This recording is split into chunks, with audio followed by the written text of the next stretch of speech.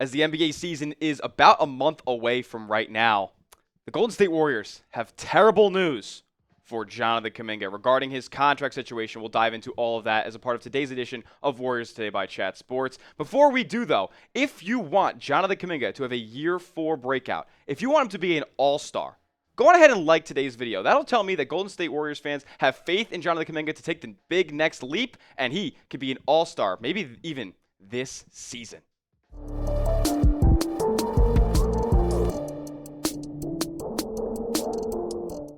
So, like I said, the Warriors have terrible news for Jonathan Kuminga. According to The Athletic's Anthony Slater, the Golden State Warriors aren't currently prepared to give Jonathan Kuminga a maximum contract extension. Why is that terrible news? Because Jonathan Kuminga wants a max contract extension, and it doesn't look like he's going to be getting the money that he wants as of right now, ahead of the October 21st deadline for Jonathan Kuminga to sign that long-term rookie scale extension. Here's more from Anthony Slater on what he had to say about Golden State's current positioning on a Jonathan Kuminga contract extension. He said, the Warriors aren't currently prepared to give Kuminga a max extension like the 5-year, $224 million Franz Wagner got from the Orlando Magic that will start at 25% of the cap, or anything that stretches too close to that $44.8 million annual salary, according to league sources. There's credible reason for Kuminga to believe he can play himself into that ballpark with another leap. The talent has flashed for long stretches, the upside remains immense, but Kuminga's relatively limited track record and protection of restricted free agency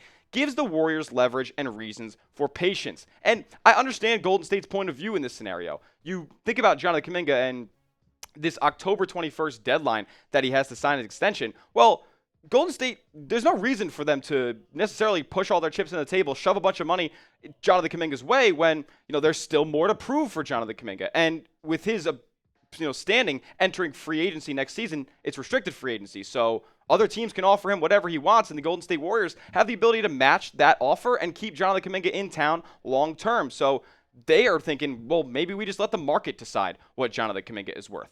Or they could extend him, ahead of this NBA season. The deadline to extend Jonathan Kuminga is October 21st. And if they don't reach an agreement by that day, which I'm anticipating that they don't, Jonathan Kuminga will play the 2024-25 NBA season on the $7.6 million contract that he's playing on right now and will enter restricted free agency next summer. But my thought here with what Golden State wants to do with Jonathan Kuminga's contract and how much they want to pay him, they don't want to offer him a max right now. They don't think that he's shown enough that is deserving of a max, like guys like Cade Cunningham and Franz Wagner and Evan Mobley and Scotty Barnes all got their rookie extensions from that 2021 rookie class.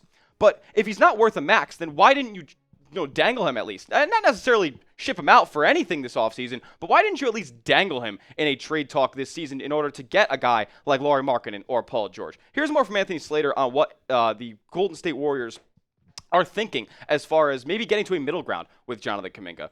He says there doesn't mean there isn't a reasonable middle ground, perhaps in the $30-ish million per season range as the deadline nears. That's kind of what I was thinking for Jonathan Kuminga. Nobody can say for sure what will happen if Kuminga is presented a concrete, life-changing financial offer, and the Warriors come to believe that the deal will age well enough as the salary cap projects to skyrocket. There have been tentative extension discussions between the sides, according to league sources, but a clear divide remains. Now, if you remember, a couple of days ago, we talked about Brett Siegel of Clutch Points and what his inside info was on a Jonathan Kuminga extension and what Golden State was willing to offer. He said that Golden State was looking to give Jonathan Kuminga a 5-year contract extension in the range of $140 to $155 million.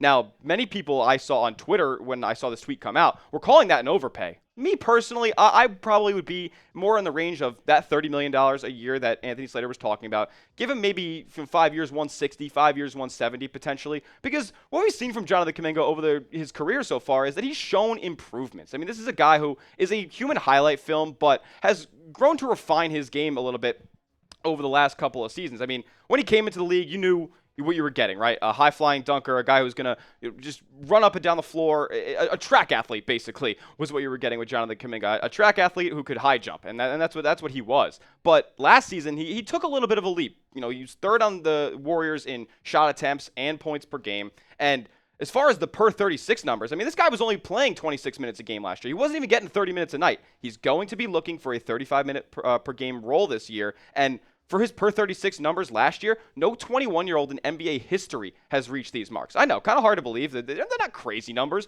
but they're very good for what the Golden State Warriors are looking for in their next era of basketball. A second star that is able to put the ball in the bucket and defend multiple positions. So, what do you guys think? What contract offer would you give Jonathan Kuminga as this information has all come out? Golden State, they apparently, not saying that that's a concrete report from Brett Siegel, but reportedly looking at $140 to $155 million over 5 years. Me, I'd probably go 160 to 170 over 5 years, but let me know what you think down in the comments. How much would you offer Jonathan Kuminga? Now, before we get to the next segment of today's show, I got to tell you guys about our proud sponsor, and that is Prize Picks. Prize Picks is America's #1 daily fantasy sports app with over 5 million active members. And there's a great deal going on with Prize Picks right now. If you use the code CLNS on your first deposit, when you play a $5 entry, you're going to get $50 instantly. Prize Picks is the easiest and most exciting way to play daily fantasy sports. Unlike other apps, on Prize Picks, it's just you against the numbers. Here's how it works. All you guys got to do is pick a lineup of 2 to 6 players and just pick more or less on their stat projections, and you can watch the winnings roll in. A great deal on Prize Picks this month. 1 Caleb Williams passing yard gets you 1 win on Prize Picks every week in September. That's right, only 1 yard gets you an automatic win every football weekend in September. 4 weeks of free dubs. Don't miss this deal on Prize Picks because it's gone when September ends, and you know I took advantage of it this week.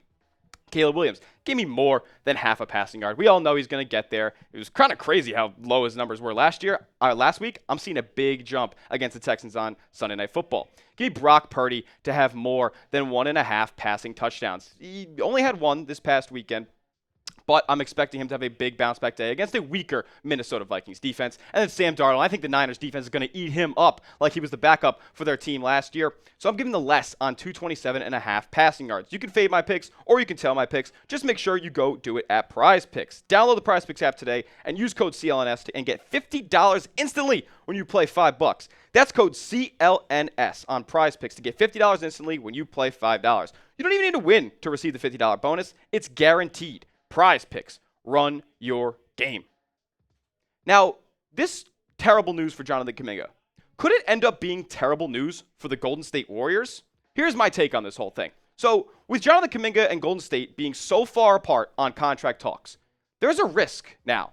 Like, if there's no deal met by October 21st, then you risk, alienating Jonathan Kuminga. You risk him feeling disrespected by your franchise and not wanting to continue on as a Golden State Warrior for the foreseeable future. You risk him wanting out. You risk him asking out of Golden State, and then what happens when free agency hits? He's disgruntled. He doesn't want to re-sign. Golden State probably does re-sign him for whatever offer he's given, and then he's just not happy in the situation that he'll be in for what would be a long time thereafter. So how did they get closer on a potential deal? Well, the big reason, the big way that Jonathan Kuminga gets the money that he wants is that he just plays better at the end of the day. I mean, there's things that Jonathan Kuminga needs to improve upon this season in order for me to believe, in order for the Golden State Warriors to believe that he's a max contract type of guy. He's got to get better as an outside jump shooter. I mean, 32% last year is just not going to cut it for a guy who's going to be the second, third option on a Warriors team that loves to get the threes up. And kind of coinciding with that, I need more shot creation ability from Jonathan Kuminga. We know what he can do. We know he can put the ball on the ground and put his shoulder into a defender and be able to create space that way and get a bucket at the rim. But he hasn't been able to get in his bag and create legitimate, consistent, efficient jump shots so far throughout his whole career. Listen, I saw somebody in the comments saying, like, he's an NBA player. Of course he can create his own jump shot. It's all relative, man. Jonathan Kuminga has not been able to create a jump shot against NBA talent so far yet isn't in his NBA career. So he's got to improve upon it. As well as the on-ball defense. If he's going to be playing the power forward position this year, he's got to be able to guard power forwards. He doesn't have a crazy long wingspan, so that's going to have to come from effort. And you know what else is going to have to come from effort? Is the glass cleaning, his rebounding frequency. Golden State, his entire career, has wanted Jonathan Kuminga to crash the boards. I mean, for a guy who as athletic as him, why isn't he crashing the boards more? Why isn't he leading this team in rebounds, basically? If he's playing a lot of minutes at the 4, why aren't you going and crashing the glass way more often? I think if he improves upon these 4 things, and we can see it both with our eyes and in the stat sheet, Jonathan Kuminga could end up earning himself a lot more money than Golden State is willing to give him right now. And we know Jonathan Kuminga has been trying to improve upon his game. He's been in the gym all summer long. But let's pump the brakes a little bit. I mean, there's countless NBA players out there who have workout videos all season long, playing in an empty gym against no real defense. I mean, Ben Simmons, every summer there's a video that comes out about that guy playing in the gym, and he is not even able to be on the basketball court. So take those all with a grain of salt. And I bring up this next question because there is a quote I'm going to show you guys from Anthony Slater that signals that there could be a possibility that they do eventually trade Jonathan Kuminga if, he kind of plays into a position where a team is, maybe looking to get off a big-time star that could help Golden State in a pursuit of a 5th championship for Steph and Draymond. Here's what Anthony Slater had at the end of his article that I thought was really interesting. He said, the Warriors' decision-makers believe that their transactional flexibility will be a major weapon in the months and weeks leading up to the February's trade deadline, according to team sources. They didn't get a Paul George or a Lamarckinen deal across the finish line, but have maintained control of their young players, most of their future first-round picks, and have several mid-level contracts that make salary matching simpler. I'm going to channel my inner Brian Windhorst here.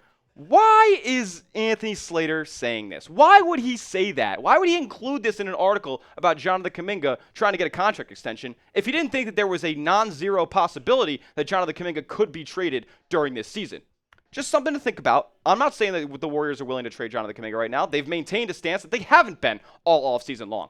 But if that player comes up, if Golden State sees that there is blood in the water and they can go get a star that puts them in a better position to win a championship than with Jonathan Kuminga, I think that they're going to take that deal. They value Brandon Podziemski higher, it seems, and who knows? Maybe they don't want to pay Jonathan Kuminga as much as he wants regardless of how he plays this season. But let me know what you think. Will Jonathan Kuminga play his way and earn himself a max contract extension? Let me know down in the comments. Type Y for yes, type N for no, and if you are typing N for no, let me know why you're doubting Jonathan Kuminga down below. And that'll do it for for today's Golden State Warriors Today episode. Make sure you are subscribed to the channel for constant, nonstop Golden State Warriors news, rumors, and updates. I'm Tyler Smith. We'll see you in the next one. Let's go Dubs.